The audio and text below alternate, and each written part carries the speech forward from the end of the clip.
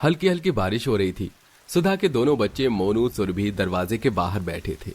मोनू, सुरभि, घर के अंदर आ जाओ वरना भीग जाओगे बच्चों। नहीं, हमको अंदर नहीं आना, यहीं बैठना है। यहाँ तो कितनी अच्छी छोले भटूरे की खुशबू आ रही है, मुझको तो खाने का मन है। माँ, मेरे और दीदी के लिए छोले भटूरे बना दो ना। ये सुनकर सुधा अपने घर की गरीबी वाले हालातों को देखकर रो देती है। कहाँ से बनाऊं छोले भटूरे बच्चों, यहाँ तो घर में नमक रोटी खाने के लिए भी पैसे नहीं है। सुधा को रोता देखकर उसकी 7 साल की बेटी सुरभि भी रोने लग जाती है। माँ, तुम मत रो, मुझको भी रोना आता है। हमको नहीं खाना छोले भटूरे। जब पिताजी राशन लेकर आएंगे तब खाना बना देना, तब तक हम इंतजार कर लेंगे।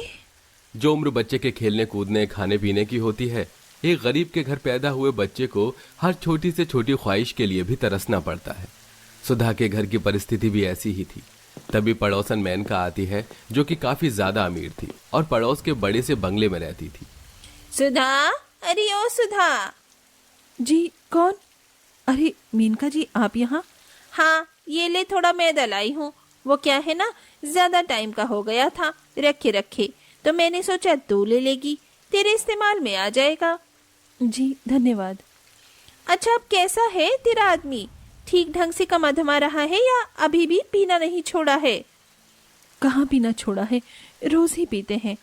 देख, शायद तुझे मेरी कही बात कड़वी लगेगी, मगर एक पल के लिए कुत्ते की पूंछ सीधी की जा सकती है, मगर नशेड़ी गंजेड़ी आदमी नहीं सुधरता। मैं तो कहती हूँ मेरे घर में रोटी पानी का काम कर ले, तेरे भी 4 पैसे बन जाएंगे और तेरे बच्चे पल जाएंगे। जी, सोचकर बताऊंगी। इसी के साथ सुधा मकान के अंदर आ जाती है, जहाँ सास यशोदा अपने हाथों से घुटने दबा रही थी। कौन आया था बहू? जी माँ जी, वो पड़ोस वाली मेनका जी आई थी, मैदा देकर गई हैं। मोनू सुरभि का छोले भटूरे खाने का बहुत मन है। राशन कोटे में से थोड़े काले चने मिले थे और मैदा भी है, तो बच्चों के लिए छोले भटूरे बनाने जा रही हूँ। सुधा फटाफट से चूल्हा जलाकर छोले उबालने के लिए चढ़ा देती है। जितनी देर में छोले उबलेंगे तब तक भटूरे के लिए मैदा तैयार कर लेती हूँ। थोड़ा खमीर हो जाएगा तो भटूरे फूले फूले बनेंगे। अरे ये क्या, मैदे में तो घुन लगे हैं। अरे ये अमीर लोग किसी गरीब को कोई अच्छा सामान थोड़ी ना देते हैं बहू। ये मेनका भी हमको गरीब देखकर अपने घर का खराब सामान हमारे घर दे जाती है। फेंक दे इसे। नहीं माँ जी, देखिए एक बार, बच्चे छोले भटूरे बनाने के नाम से कितने ज्यादा खुश हैं। इस गरीबी में मैं उनको क्या ही दे पाती हूँ। मैं ना तो अच्छा कपड़ा पहना ओढ़ा पाती हूँ, ना कुछ अच्छा खिला पिला पाती हूँ। किसी के देने से अगर मेरे बच्चों का दिल न तरसे तो मुझे स्वीकार है। बेचारी गरीब बहू दुख की दशा में आंसू बहाते हुए मैदा छान कर छोले भटूरे बना के दोनों को देती है। तभी जोरदार की बारिश शुरू हो जाती है और नशे में धुत नरेश घर में घुसता है। अबे ओ शांता वांता, कहाँ है तुम्हारी माँ? अजी, तुम आज फिर से पीकर आए हो? कब अच्छे से कमाकर परिवार देखोगे तुम? अरे तू काई को चिंता लेती है मेरी डार्लिंग, मैं हूं ना। देख क्या रोमांटिक मौसम हो रहा है, चलना। दे दे प्यार दे, प्यार दे, प्यार दे रे, हमें प्यार दे। जरा तो शर्म कर लो, बच्चे देख रहे हैं। शराब ने निकम्मा करके रख दिया है तुम्हें।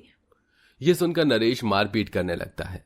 अरे तेरी जात का पैदा मारूं, मुझको निकम्मा बोलती है? अरे मैं तेरी मांग का रेड लाइट हूँ, समझी?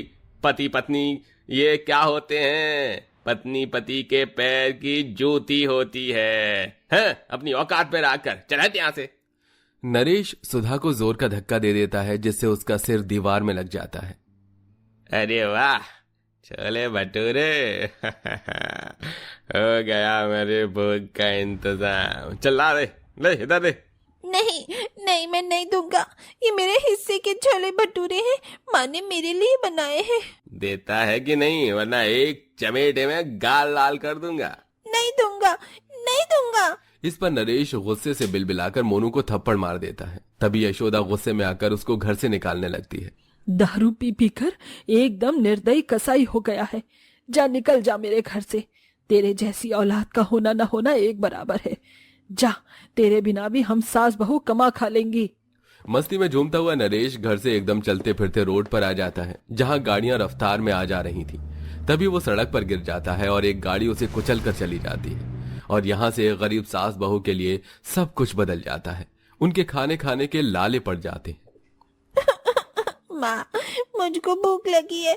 कितने दिन हो गए पिताजी राशन लेकर आते ही नहीं है। तेरा बाप अब नहीं आएगा मोनू।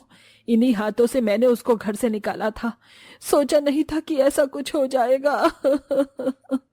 मम्मी, भूख लगी है, कुछ खाना है मुझको। सुरभि, इधर आ बेटी। ये ले, सामने ठेले से छोले भटूरे ले आ और दोनों भाई बहन खा ले। ठेले वाला सुरभि को एक भटूरा और जरा से छोले डालकर दे देता है, जिसे लेकर सुरभि घर आ जाती है। चल मोनू, खाते हैं। आधा तू ले, आधा मैं। नहीं, मैं पूरा एक भटूरा लूंगा। सुरभि, ठेले वाले ने 20 में एक ही भटूरा दिया। एक नंबर का ठगेरू है बहू ये ठेले वाला। कोई नहीं, बच्चों मिल बांट कर खा लो। एक निवाला खाते ही मोनू उगल देता है। छी माँ, ये भटूरे तो खट्टे खट्टे लग रहे हैं और छोले भी खराब हो गए। तुम तो कितना टेस्टी छोले भटूरे बनाती हो माँ।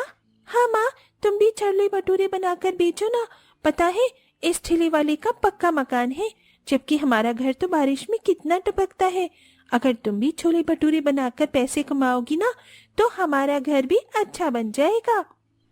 अपनी बेटी का दिया सुझाव दोनों गरीब सास बहू के दिल में बस जाता है। बहू, सुरभि ठीक बोल रही है।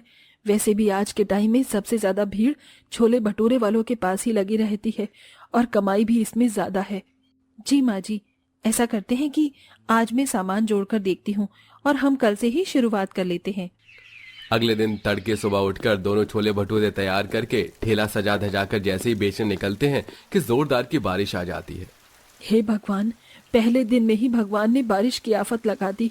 ऐसे तो भटूरे भीग कर फूल जाएंगे तो कौन खरीदेगा। माँ जी, ठेले के नीचे वाले हिस्से में पन्नी रखी हुई है, उससे सामान ढक लेते हैं। दोनों सास बहू ठेले के चारों तरफ पन्नी की छत डाल देती हैं और रोड किनारे खड़ी हो जाती हैं, जहां लाइन से कई खाने पीने की दुकान लगी थी। आओ आओ और खाओ सास बहू के सस्ते तीखे करारे छोले भटूरे। जो नहीं खाएगा वो पछताएगा, जो खाए वो खुश हो जाए। बहुत देर के बाद एक मजदूर ग्राहक पन्नी ओढ़े आता है। अरे बहन जी, कितने रुपए प्लेट बेच रही हो छोले भटूरे? केवल 20 रुपए प्लेट है भैया। तो फिर लगा दो एक प्लेट और अचार प्याज भी डाल देना। जी भैया जी। यशोदा जल्दी जल्दी भटूरे तलती है और बहू प्लेट बनाकर परोसती जाती है। भाई वाह वाह, क्या शानदार छोले भटूरे खिला रही हो भाई बहन। 20 रुपए में है। गरीबों के लिए तो ये बड़ा सस्ता नाश्ता है। धन्यवाद भैया।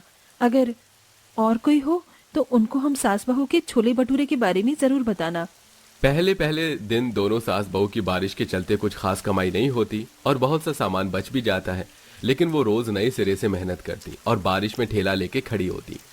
अब जहां लोगों को अच्छा खाने का स्वाद मिलता है, वो लोग सर्दी गर्मी या बरसात का मौसम नहीं देखते। उनके ठेले पर खूब भीड़ लगती है। अरे बहन जी, जरा मेरे लिए जल्दी से 2 प्लेट छोले भटूरे कर दो। जी जी भैया, बस अभी करती हूँ। खाने हैं या पैक करने हैं? जी, खाने हैं। अरे एक 30 वाली प्लेट मुझको भी लगाना बहन। कितनी बारिश हो रही है, या बारिश में खड़े होकर खाने की जगह भी नहीं है। वहाँ जगह है भैया, वहाँ जाकर बैठी। दोनों सास बहू ने लोगों के बैठकर खाने की सुविधा के लिए रोड के पास ही तिरपाल डालकर अच्छा इंतजाम किया हुआ था, जबकि बेचारी सास बहू को कमाने के लिए खुद भीगना पड़ता था। वो कहते हैं ना, कुछ पाने के लिए कुछ खोना पड़ता है। देखते देखते दोनों सास बहू स्वादिष्ट छोले भटूरे के लिए मशहूर हो जाती हैं। माँ जी, अब हमारे बनाए छोले भटूरे को कितनी पहचान मिल गई है। मगर क्यों ना हम दोनों सास बहू मंगल बाजार में भी ठेला लगाएं? बाजार का ज्यादा फर्क पड़ेगा। ठीक है बहू, और वैसे भी खुले मौसम में लोग ज्यादातर बाजार घूमने फिरने खाने पीने आते हैं। दोनों सास बहू तय करके अब सप्ताह के एक दिन मंगल बाजार में ठेला लगाने लगती हैं, जहां उनकी 4 गुना कमाई एक ही दिन में होती है। धीरे धीरे वो अपना मकान भी पक्का करवा लेती हैं। अब उनके हालात पूरी तरह ठीक हो चुके थे।